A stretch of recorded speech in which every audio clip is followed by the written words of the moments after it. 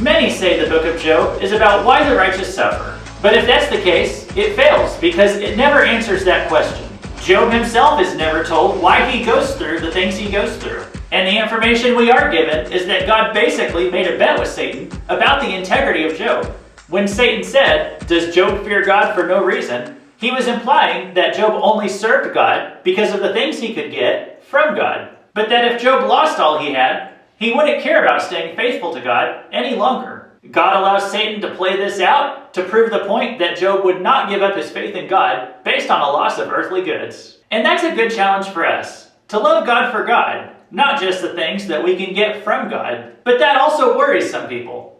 They think, what if God did the same test that he did to Job to me? Does this mean God might strip away every good thing from my life too, just to prove a point? And to that I'd say, I highly doubt it. Because the only reason that Job is selected for this test is because of his high integrity. And I doubt that any of us have the patience or integrity of this man Job.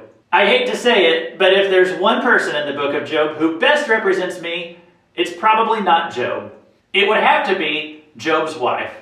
I hate to say it, but I've just got to be honest here. Satan took every good thing away from Job's life and yet left him his wife. Yeah, I said what I said. His hateful, distraught wife, who told Job, "Do you still hold fast your integrity? Curse God and die." Remember, she lost her family too. She's heartbroken. She's bitter. She's angry.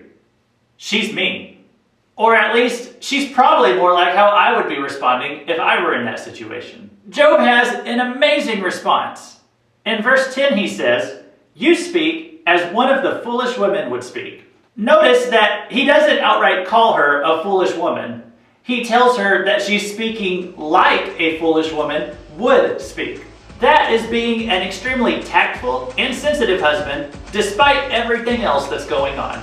I hope all the husbands listening out there are taking notes. And then he tells her, "Shall we receive good from God, and shall we not receive evil?"